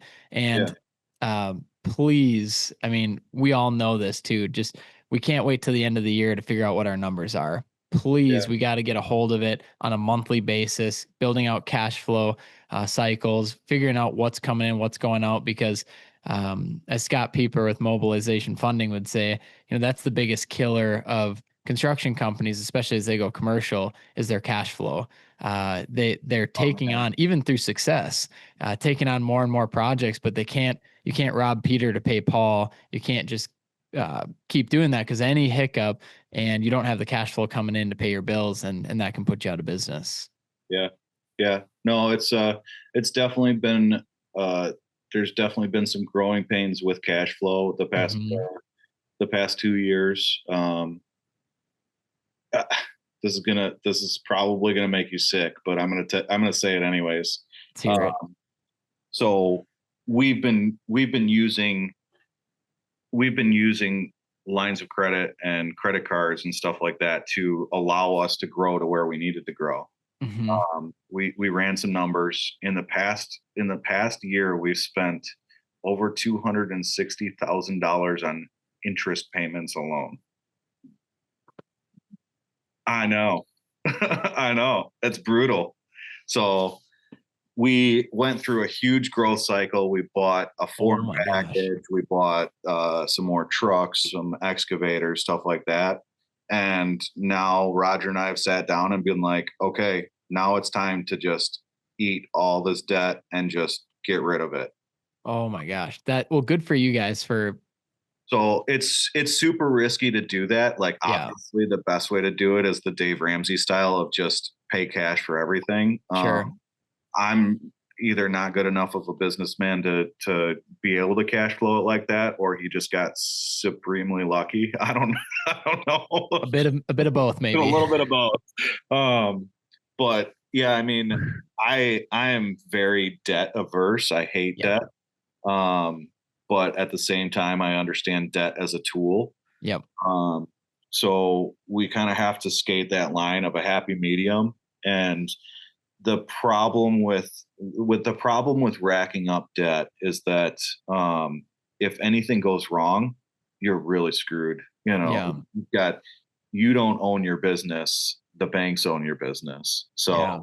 So um, it's nice to have the stuff now, the assets that come along with the debt. The Like I said, we bought a form package. We bought a new excavator. We are rebuilding a bunch of equipment.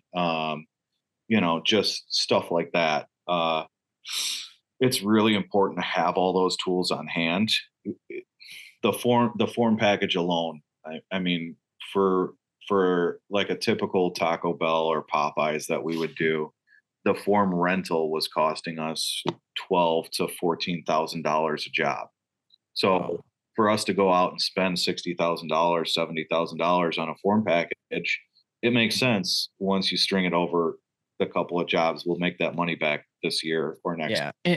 And you talk about, which we don't need to get into, depreciation and the tax advantage and all of that. And yeah, it really does help to keep building up assets and not paying as many taxes, but also the needing to be careful. And like you mentioned perfectly, of skating the line, because you can absolutely be over leveraged with debt. And if something bad happens, all of a sudden everything comes crashing down, and you find Yeah. out who's skinny dipping when the tide goes out. And just being careful, making sure you have enough assets, making sure you have enough income. I think all going back to knowing your numbers, of understanding the risk. I think a lot of us don't understand the risk we're taking out, and don't understand the consequences if we can't pay it back either.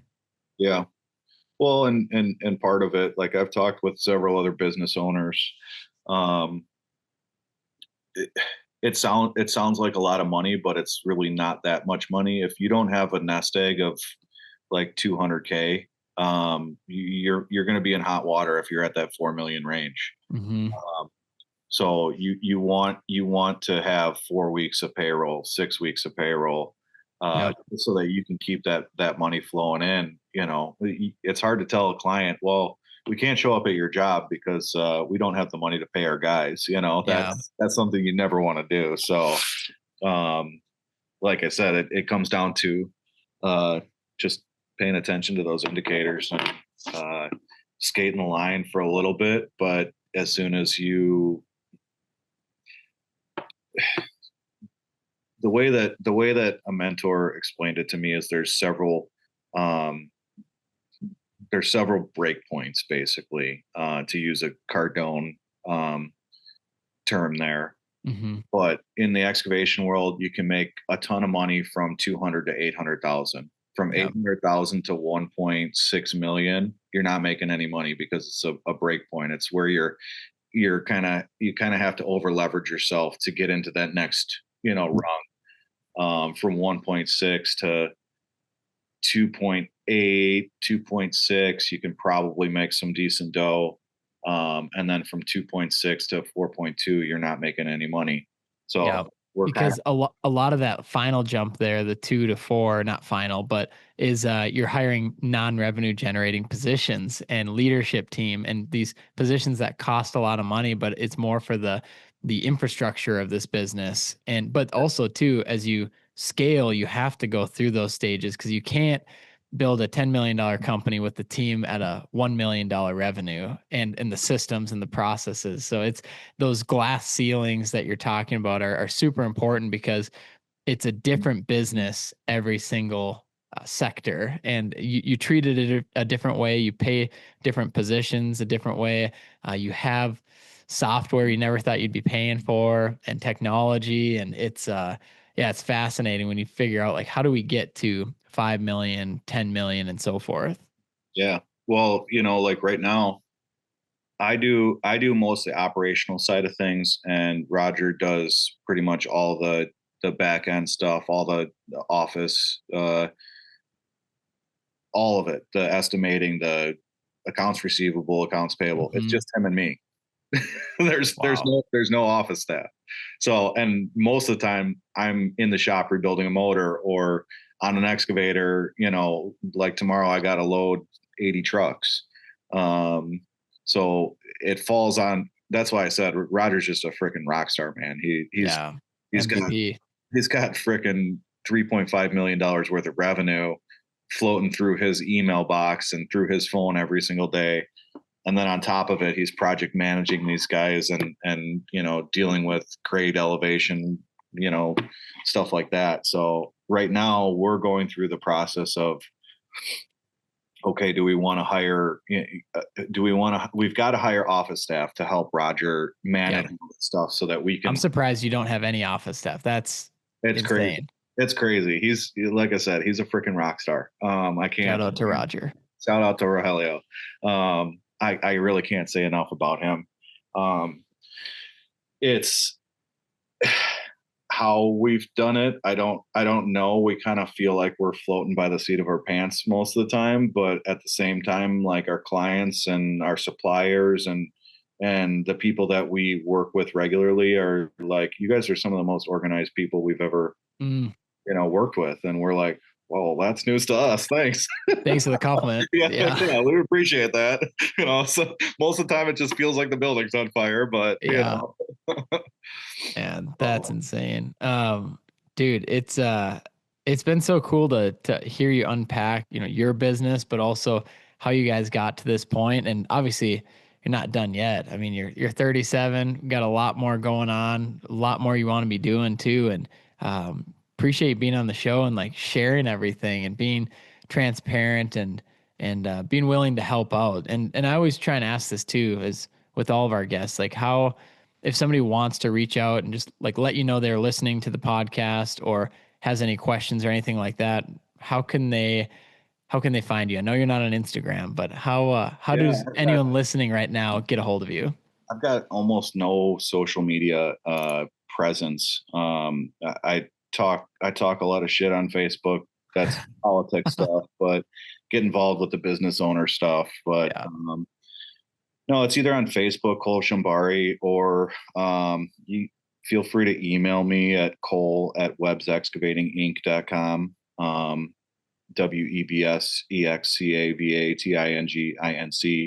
WEBSEXCAVATINGINC.com. And yeah, I mean, the thing that I was really talking about with Charlie was being scared for the future with all these guys retiring. Hmm. I think it's our job as younger guys in the business to kind of motivate people. This is the only business I think where you want more competition. I want to see Yeah. more guys because either they're going to grow and be successful, which I'm so happy to see. I love in excavation, your biggest competitors can be your biggest assets as well. Hmm. Hey, this guy's demoing a house over here. I'm digging a hole over here. Let me bring my dirt over here and fill your, you guys just, everybody works together. And um, obviously there's some people that you just will not get along with. And Yeah. that's what it is. I was at a bid opening one time and one of my competitors, I was talking with him and I was like, oh, why do you, and I was really young. I was really young. We're like first starting out and I was like, well, why do you deal with him? He's such an asshole. And my competitor looked at me and he goes, hey kid, so everybody's an asshole in somebody's story. So and I was like, man, yeah, I guess I've probably Fair. pissed some people off too. And it's going to happen. And, we just try to do the best we can and try not to burn any bridges on the way. Dude, I love that. It's such a wise thing to hear or for him to say to you as somebody who's a lot older and just like, hey, everybody's an asshole in somebody's story. Hey, you're And going to be a jerk too, man. It's just part of the game. And I guess just don't try not to hold any grudges when you're doing yeah. this. It's er, obviously, especially like right now, the past 5 weeks, tempers get flared. Everybody wants something now because they have to have it. Otherwise it's next season or more expensive. Mm, And you have your moment, but then move through your moment and just get back on track and try to do the best you can. yeah. Heck yeah, man. I mean, what an unbelievable episode. Thank you for jumping on. I'm so glad that I hope Charlie listens to this one, which I'm sure he will. But I'm gonna send uh, it to him. You will too. yeah, glad we gave him a 10-minute ad read, which is Yeah. perfect.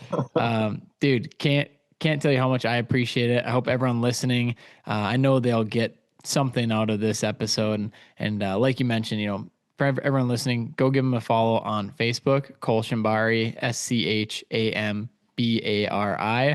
or shoot him an email. We'll drop all that information in the description of this episode as well.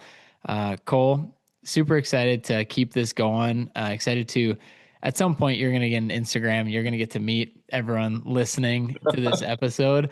And Well, we're talking about maybe going out to Con Expo. let's go. So maybe you guys have been talking on the recent Yep. episode about, doing something at night, or I'm still kicking that idea around with Roger. We went out to World of Concrete last year. It Yep. was a blast. We found way too much neat technology that now we're starting to Yeah. implement in our business. And the guys around Chicago are like, well, what the hell is that? Who came Yeah. up with that forming system? And so it's been cool. I'm in it to start building, and I'd like to help you guys in any way that I can. Yeah.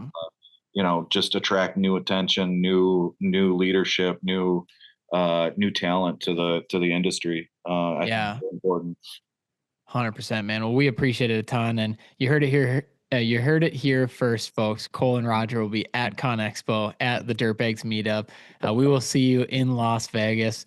Cole, thank you so much for being on the podcast. This is episode number 107, and for everyone listening, thank you guys for sticking it out to the end of this episode. You guys are the true OGs that listen to the end. If you haven't yet, make sure you like, subscribe to the channels wherever you're listening on Apple Podcast, Spotify, and of course YouTube if you want to check out the video. So Cole, thank you again, man. We'll see you on the next one, and hope you have a great night. All right, brother. Thanks for having me, man.